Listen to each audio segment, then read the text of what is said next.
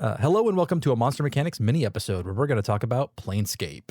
So Planescape has always had a very special place in my heart. It was kind of one of those D&D settings that I never actually really got to experience in game format. Oh, yeah. But I love all the source material for it. I initially found it because of the main artist for it, Tony DiTerlizzi. I remembered seeing his art in the Monstrous Manuals for 2nd edition, and then I found a whole campaign setting where he had done most of the illustration for it, and I fell in love with the art style and then the writing and just the theme of the whole thing.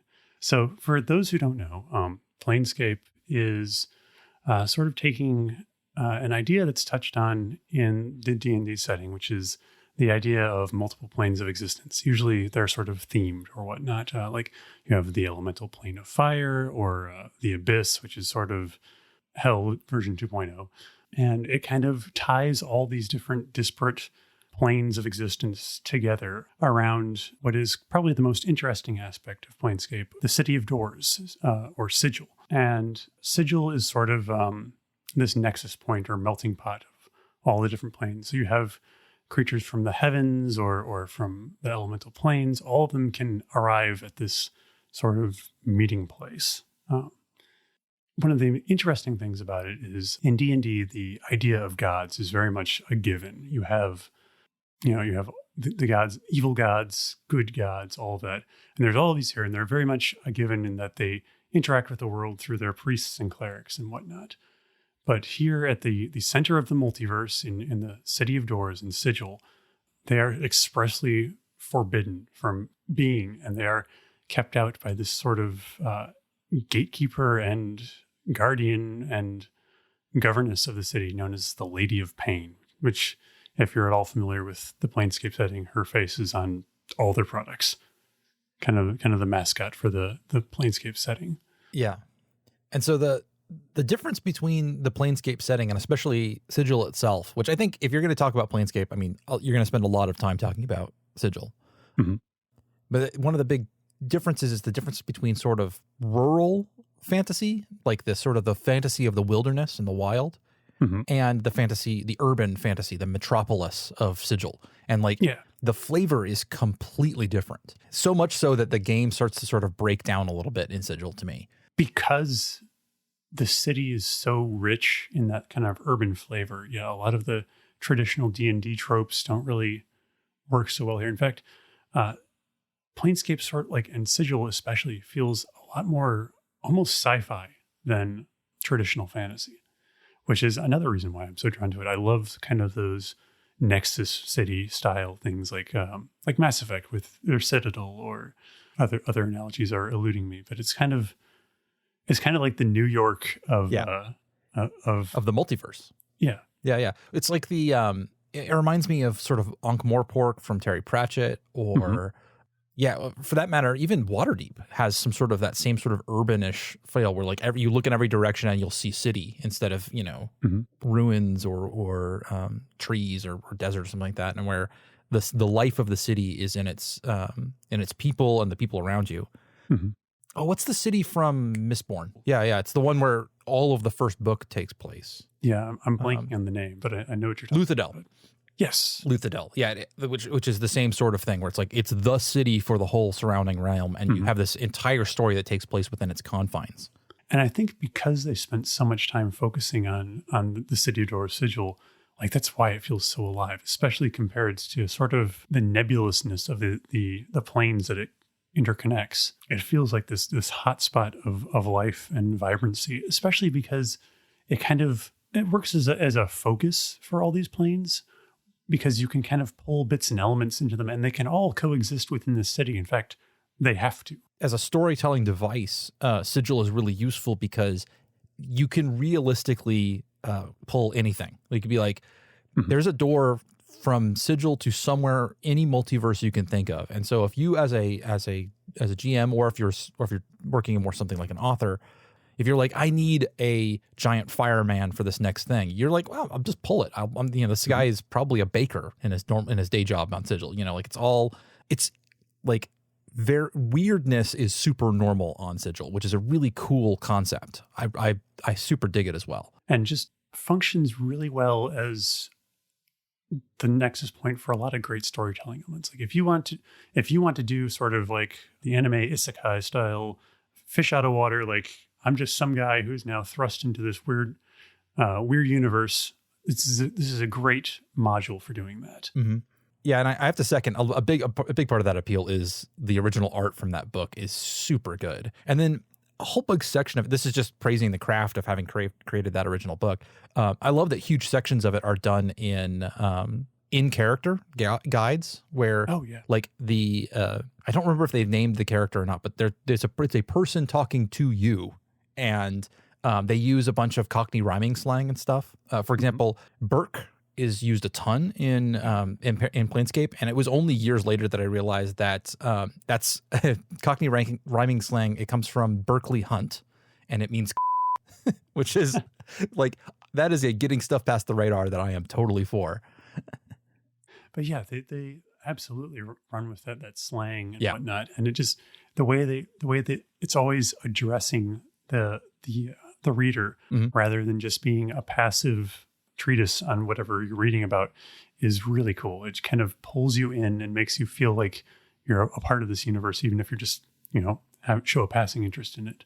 Yeah. That's definitely a source book that you can get a huge amount of enjoyment out of just like reading your way through those original Planescape source books without ever actually playing in it. Because you and I have played a lot of D&D together, and I don't think we've ever actually been to Sigil, even though we've pulled a ton of stuff from it.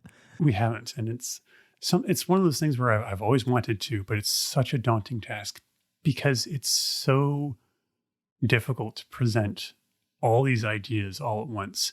So it kind of works really well for like a fish out of water, like a visit, or just like being a tangential part of it, of your campaign.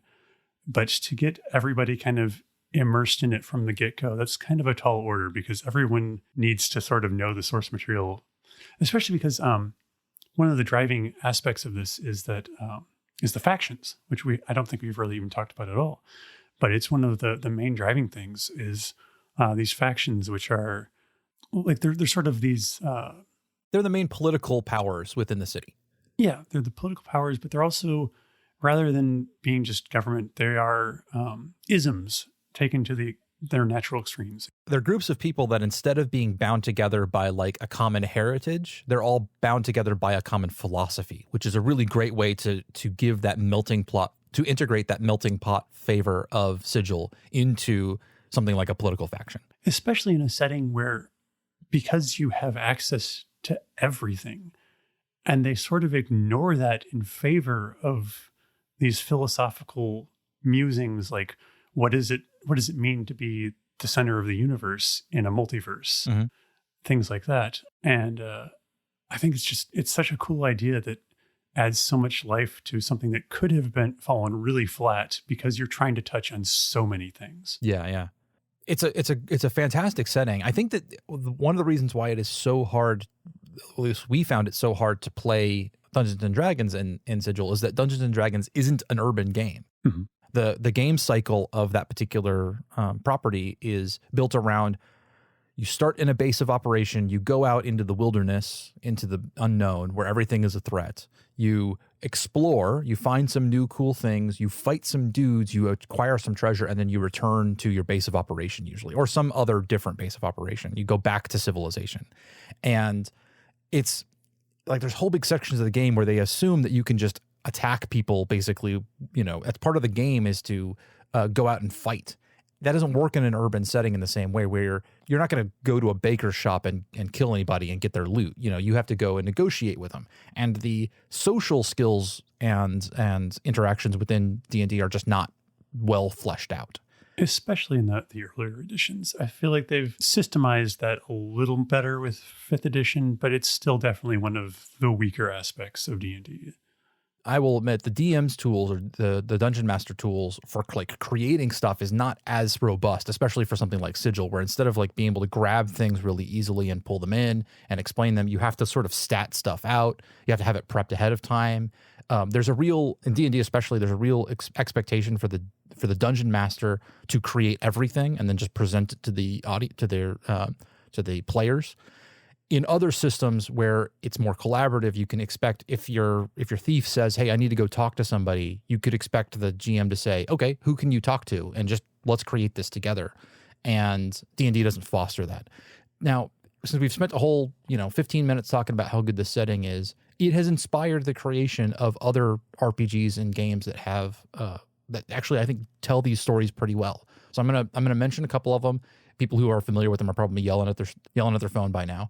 Blades in the Dark is got a ton of the same tone and flavor, and it's meant specifically to run in an urban setting, and it's basically about running jobs. Interesting. Also, as much as I love Sigil, the world of Blades in the Dark is wild. It's a world where the sun died and everything is dark now, and like when you see stars in the sky, they always change, but the stars that you see reflected in the ocean never do. And like there's bad stuff going on down in the ocean, and ghosts are real, and like you can see the fragments of the sun in the sky sometimes. It's wild. It's really good. That's badass. I'm gonna have to check that out. Yeah. So Blades in the Dark. There's also Spire, which is similarly that's got more fantastical architecture. It's all about living in this giant tower where weird stuff is all of the time, and it's got that same thing. Like both of those source books, I know those guys read the Planescape source books before they went back, and they, instead of trying to tack them onto a built-up RPG system, they built systems or adapted other ones to tell stories in that style. Really good. Would definitely recommend them. Yeah, I think that's a great way to tackle the Planescape setting, is divorce it a bit from D&D and come at it from a system that encourages urban exploration and dealing with these kind of bizarre characters where you can expect to talk to angels and demons coexisting as neighbors. Yeah, and you can expect all kinds of weird stuff, and you can justify it, which is really nice to say, "Oh yeah, well this came from somewhere else. It's weird." You're being in a world where you can't expect to understand everything can be super interesting for stories, just because it's too big and too weird. And I'm a sucker for multiverse stuff. I love anything where it could be different planes of existence and stuff. I think we have maybe just enough time to do a little bit of story time, because we never played in Sigil, but we drew heavily from it for a couple of our things. Absolutely. Specifically, back when we were so deep into Advanced Dungeons and Dragons second edition that then I customized the entire rule set for us to play in our own way. Mm-hmm. We ran I think it was a 2 or 3 year campaign in that, which was mostly just you, myself as GM, and the woman who is now my wife as our third player or our second player. And your main character was from Sigil, which was fun. This was sort of my first time playing a tiefling, and who are just a race I love, and mostly because of the weirdness of Planescape. They've since been sort of dumbed down to a standardized. That is the biggest thing that came out of Planescape, though, is like the tiefling is a common race now, like, which is to say that everybody knows them, but like they came out of that world where people were expecting to crossbreed with demons and stuff, and you would just have people that had weird features. Yeah, but yeah, such a good campaign. Definitely one of my favorite campaigns that we've run, playing as a tourist from Sigil. I love that bit as a character who is literally just wandering around having adventures because they think it's a good idea. That's a classic D&D character to me. Just visiting the prime material plane because, hey, looks good in the brochure. And then the one feature that I love, that I would love to go back to in some sort of way, is Gate Ball, which we made up for. Or what, did we make it up, or did we steal it from something? Oh, I feel like I remember. It's mentioned offhand in Baldur's Gate 2 by an NPC. Is it? I'm pretty sure that, like, I think they mention it offhand. I believe it, but yeah, we definitely ran with that. Oh yeah, we were like, there was an NPC who was he was a party member for a real long time, who was a Gate Ball player, and we had the whole idea of like playing a game that itself traveled through multiple dimensions was super fun to us.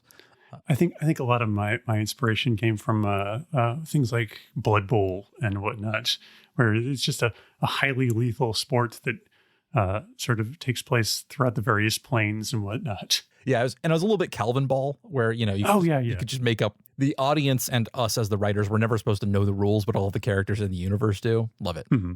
All right. Well, I think we've got a whole rundown of one of you and I's favorite setting. I'll admit I like Spelljammer just a little bit more than Planescape, but we can talk about that one another time. But like right at the top tier, I mean, this is better than Faerun and Ravenscroft, or I forget the other ones. Ravenloft. Ravenloft. Yeah. Anyway. All right. Well, I think that'll be it for us then. Yeah. Until next time. All right. Bye. Thank you for joining us for this episode of Monster Mechanics. Hey, did you know we had a Patreon? It's at patreon.com/monsterpod. I have recently added a new tier, which is if you join at the $6 a month or more tier, then at our next random monster mini episode, myself and Zach will name one of our random monsters after you. Now to the credits. Monster Mechanics is produced and edited by me, Scott Paladin, and hosted by myself and my best friend, Zach Jaquays. All of the ideas generated during this podcast are released under a do what the f*** you want public license.